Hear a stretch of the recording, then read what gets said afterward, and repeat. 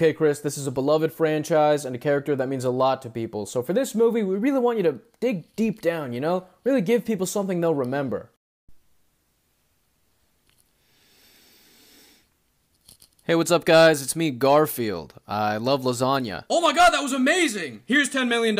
I gotta give it to him. I watched it, and it wasn't total shit. So I think he deserves it. Fuck the original voice actor. 3 stars. Y'all know who's been real quiet lately? The All Lives Matter people. Where y'all at? This is your moment to shine, baby.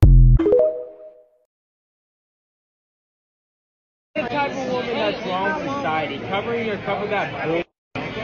Not too long ago, I shared a hot take that the majority of dudes who are irrationally scared of false accusations are not actually scared of a girl going and making up a crazy story. They're concerned because they know they have used or intend to use sus tactics to get schmacks from women, and they really don't think it's fair if that comes back to bite them in the ass. It doesn't really seem like there was a conversation occurring between that girl and guy before he started saying that. He saw that she was using a product that prevents drinks from being spiked, which is one of the many creative inventions that we have from this industry of selling women products to protect themselves. We've already seen this societal issue where when a girl does go to a bar and get roofied, there's victim blaming. Rather than sit at home and stay out of activities cowering in fear, she took a protective mechanism and decided to go out and live her life. But the mere sight of that was violently offensive to this guy. And the way that he's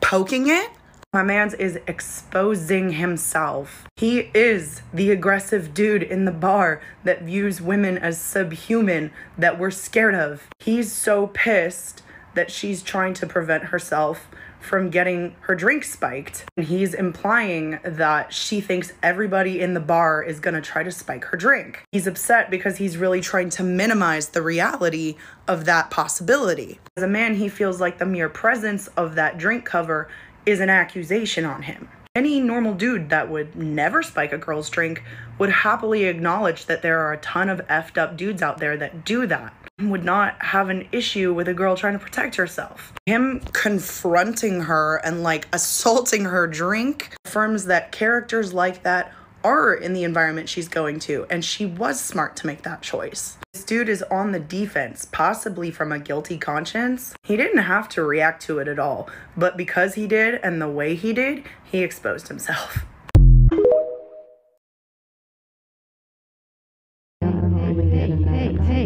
Hey, are you even paying attention to me right now? You have got to watch this transgender girl in high school speaking to the Central Bucks County School District.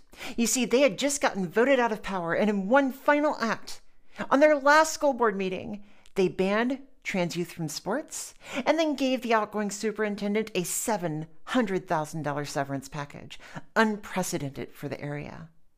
So, for the last time, this trans girl named Lily stood up and spoke to the school board and told them exactly what their policies had done and what they're going to do next. Watch her to the end. As you know, my name is Lily, and I am a senior at CB East. I wanted to start off with thanking Dr. Delangelo for your service on the board. It means so much to me. I wanted to speak tonight to get my closure to you, the current board majority. I realize that no amount of words I say will make you understand or listen to the sheer damage that you have done to my family. Damage that continues tonight as you vote to pass policy 123.3. Unlike many of my peers, I spent my time in Central Bucks in fear.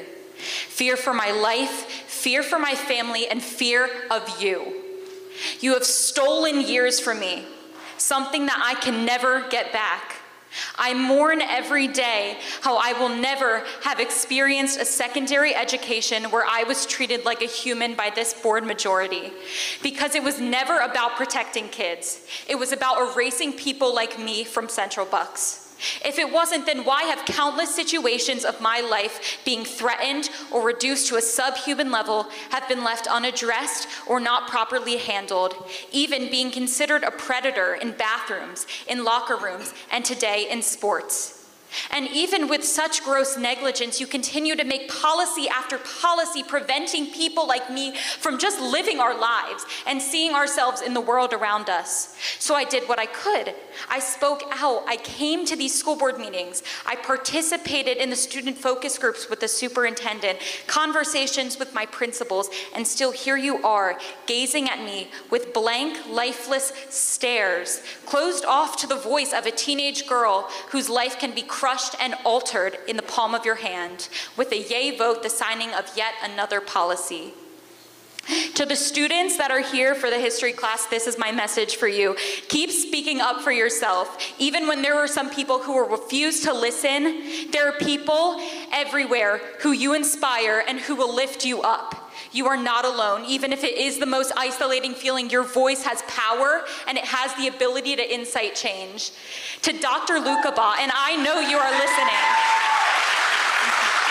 To Dr. Lukabaugh, you have proven to be a coward. I have been speaking to you since I was in 7th grade to effect positive change in the district, but it is evident now that you have not followed through on anything that we have discussed. In fact, you have been a willing participant in the nonsense and harm.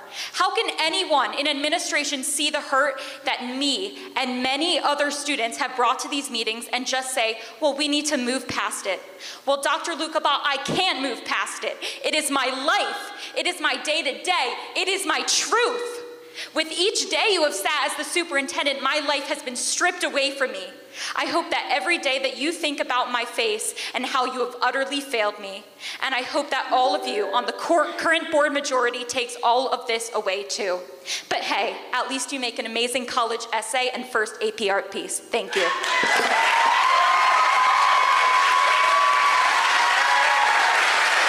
That was incredible. You see, in the previous election, the Republicans up there, they lost the school board. Democrats swept the seats. And so the incoming administration is going to reverse the trans athlete policy and so many of the other harmful policies that Lily talked about. But that only happened because people like Lily stood up. That only happened because young people in the community realized that local races matter, that local politics are where you change things. So anyway, congratulations, Central Bucks County. And give him hell, Lily.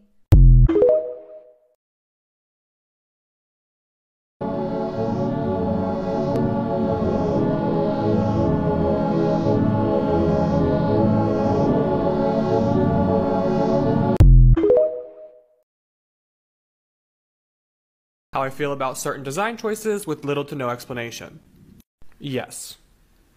Yes. Absolutely not. For me, this one's 50-50. 100% no.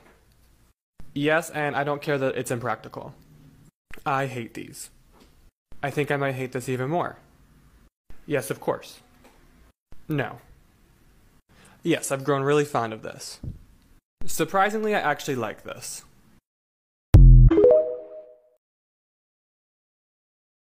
I have a hot take. Do y'all know why people are concerned with birth rates and that it's declining? If one of you say, oh, those jobs are meant for teenagers, they're meant for entry-level positions.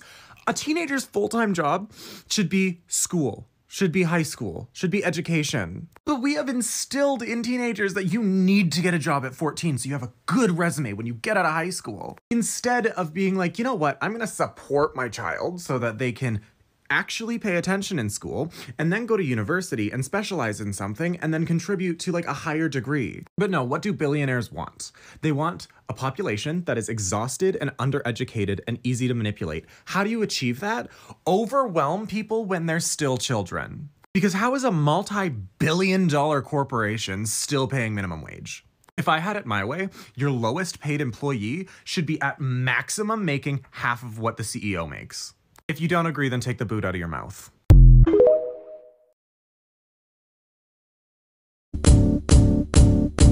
It might seem crazy what I'm about to say.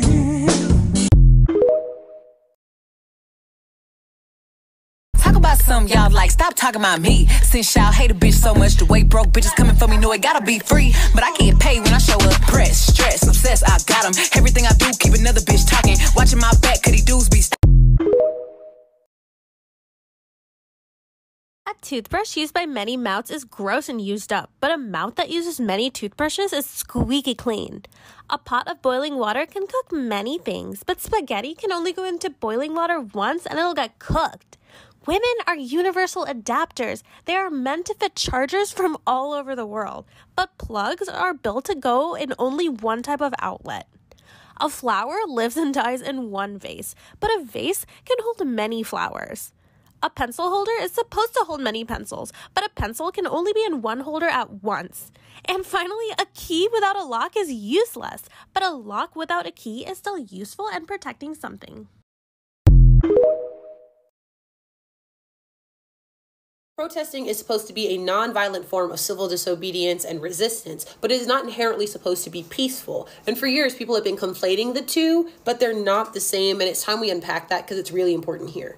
The whole purpose of protesting is that you create enough of a ruckus or a disturbance that the people in positions of power will hear your voice and heed your demands. Either A, you wear them down until they'll do anything just to get you to shut up. B, you make them so uncomfortable that they'll do anything to get you to stop so they can go on with their daily lives and have a semblance of peace. Or C, you gather enough voices, you make enough noise, you show enough anger and rage that they know they have something to lose and they will do anything to keep their positions in power. That's the whole point.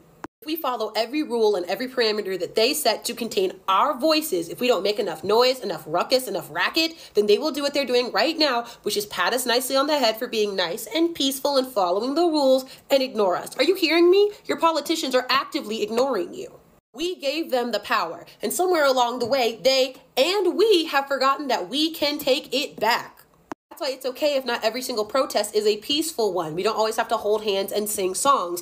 They are designed to not be peaceful. It is called civil disobedience for a reason. It's why it was way more impactful to see the Palestinian woman approach Elizabeth Warren at dinner. And even though Elizabeth Warren was like, this isn't the time and place, that's the whole point. They do not get to know peace while they are co-signing a genocide. That's the point. Don't feel bad when the opposing side, the oppressor, tells you that your movement isn't peaceful and that's why it has to be condemned. They will do it every time because they refuse to let us understand the difference between peaceful and non-violent. Remember, in the civil rights era, people got arrested for this. And I'm not saying we have to go to jail, but I am saying stop gaslighting your peers, stop letting people gaslight you. And if you have the chance to rock the boat, don't be afraid to tip it over. That's the point. What's up, y'all? It's your girl, Angelica Ross. Lene asked me to come and step in and shake shit up for a minute, so I'm gonna keep it black, but I'm gonna keep it brief. After the month we've been having, I just have one question to ask you. Do you want to get free or not? I mean, you probably heard this a couple times, but do you really want to see liberation for all black people? Or do you want the privilege to create a spinoff of white supremacy, where black cisgender heteronormative men are supreme, and where black cishet women are almost as supreme, but just underneath them? You know your place. And the rest of us black, bisexual, lesbians, gays, trans people, non-binary folks, what? We don't count when we say Black Lives Matter? We've been doing a lot of championing about the human rights issues abroad, but right here at home, it's been a shame to watch black folks pin black issues against LGBTQ issues as if they're mutually exclusive, and they're not. As a black, trans, non-binary woman, I want freedom for all of us, and I want it now. My rights as a black trans woman do not need to come at the expense of the movement for black lives. In fact, folks like myself, Marsha P. Johnson, Audre Lorde, Bayard Rustin, Angela Davis, James Baldwin, and so many more have proven to be invaluable to our collective liberation. Y'all, we have shared enemies: white supremacy, systemic racism, and violence. Injustice anywhere is a threat to justice everywhere. Look, I totally get it. When I came out to my family, they were terrified for me. Now, the only thing that they're afraid of is that someone out there might cause harm to me. My parents were afraid that the world would not love me, that they would mistreat their child. Many times as black LGBTQ plus folks, our first bully is blood related. They either try to beat it out of us or tell us, just don't talk about it. Then we all sitting at the dinner table not talking about the things we should be talking about. So many of my black brothers and sisters are forced to muffle our cries and not talk about what or who is hurting us. As someone who might have an LGBTQ relative, you have the opportunity to be our first point of love, support, and affirmation, or our first dose of fear and violence. once. My dad gave me the speech that being black, I had to work 3 times as hard. So why would I want to choose to have another strike against me? But some of you still don't understand that the only choice is choosing yourself. Sounds so simple, yet so hard for those of you who sacrifice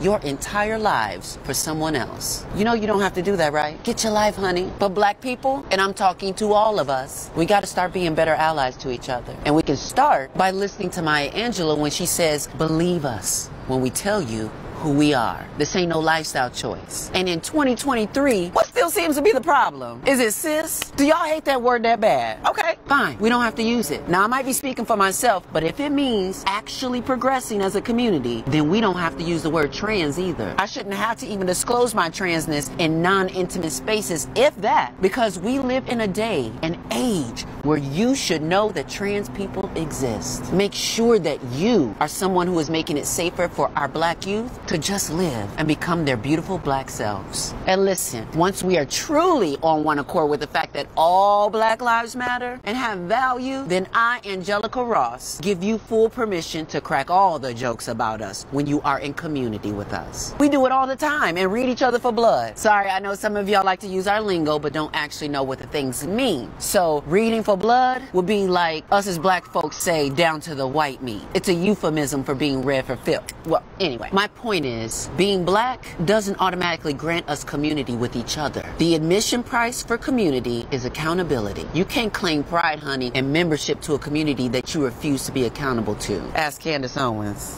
I know this is the last words you thought you'd ever hear me say in my fucking life, but I'm quitting. Vaping in solidarity with Congo, children across the globe, and the earth itself is actually a phenomenal practice. Copper and cobalt are the 2 biggest mineral exports from Congo. You need copper for the heating coil in the vape, and you need cobalt for the lithium-ion battery that powers the vape. Vapes are our most significant stream of e-waste. We throw out about 4.5 of them per second. Because there's no way to recycle vapes are just leaking heavy metal into the soil and water. Not only does Big Vape use child labor to extract their base materials, they also target youth in their marketing campaigns, instilling them with addiction early on and long-term health problems. Finally, Big Tobacco, the father of Big Vape. The people behind Big Tobacco and the strategies that they use to spread misinformation are the same people and strategies that they use to spread misinformation about climate change and sow climate denial in the hearts of everyone from 1970 to 2015.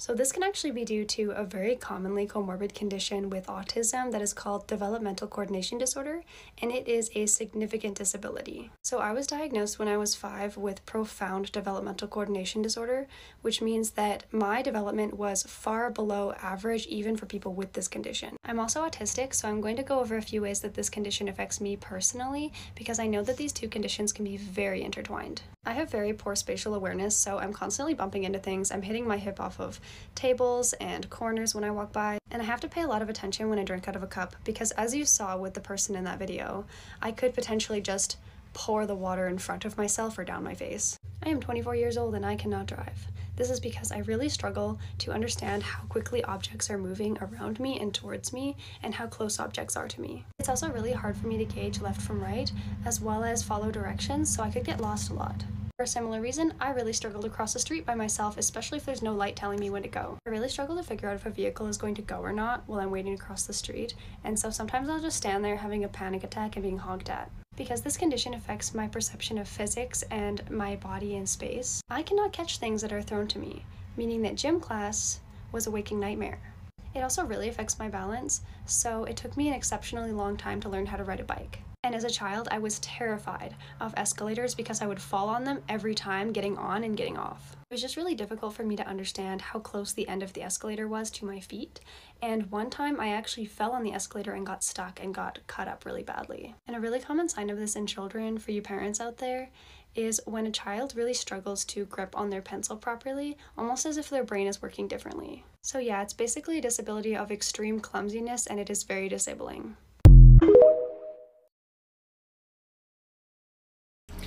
I'm already seeing activism fatigue from so many people that I follow.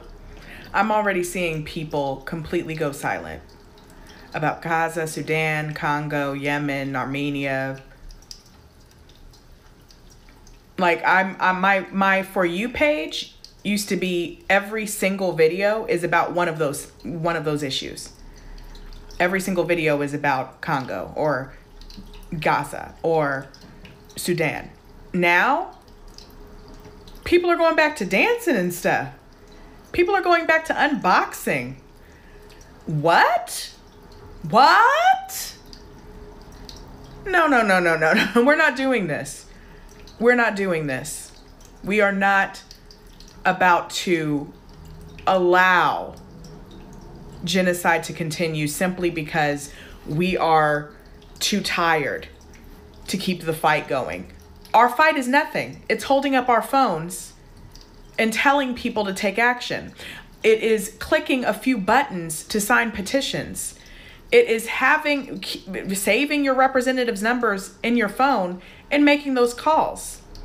It's even so automated now that you can even do ResistBot or so many other sites where all you have to do is put in a couple of bits of info and it pre-fills a letter for you and sends it to your representatives. I don't understand what it is about y'all that is not getting it. I don't understand. So let's get back to work. Let's do our part. Yes. Stop it.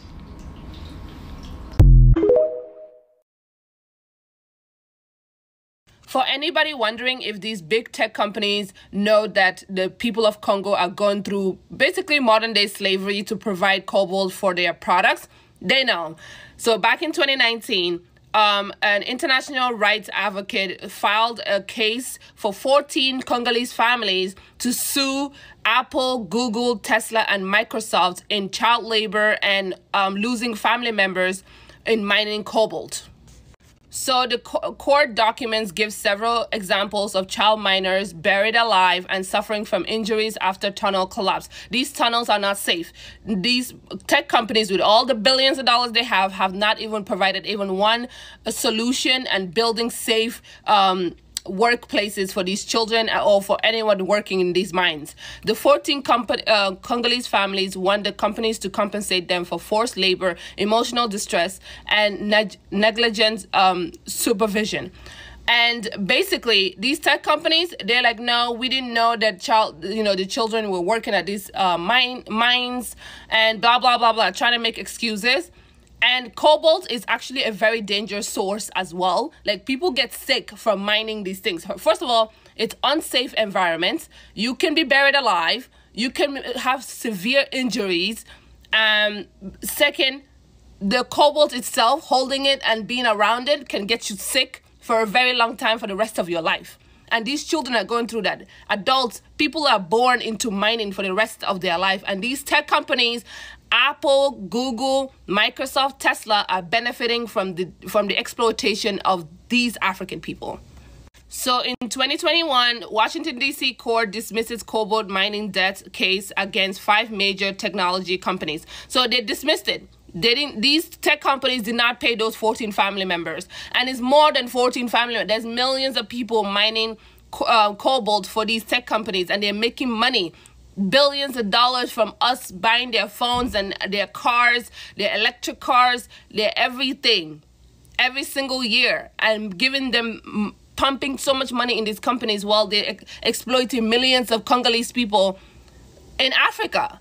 And only 14 of them sued them for them to get some type of compensation for all the family members that they have killed and all the child labor, and they said no. The families lost the case, guys. This is what's going on. And we are educating and understanding what's going on around the world is key for these companies to be held accountable for what they are doing to the rest of the world. Like, imagine this. Imagine. And with all the billions of dollars, you think they didn't have the money to pay those family members? But they just didn't want to. You look at this. Yeah. Everybody, Thanksgiving is coming up, and you know what that means. It's time to employ the phrase that my friend Emily taught me to say to people when they say some absolutely whack shit to you, which is, That's such a strange thing to say to me. Your uncle's going on a tangent about how trans people aren't allowed to use bathrooms. Just no bathrooms at all. Uh-oh, cousin Jim's going on a tangent again about how they're gonna put microchips in our brains and the immigrants are all coming for our jobs. What a strange thing to say to me. If you look a grown man up and down after he just said the most insane shit you've ever heard and you just go, what a strange thing to say to me, you will watch him crumble. I promise you that. Pass the cranberry sauce. We're having mashed potatoes.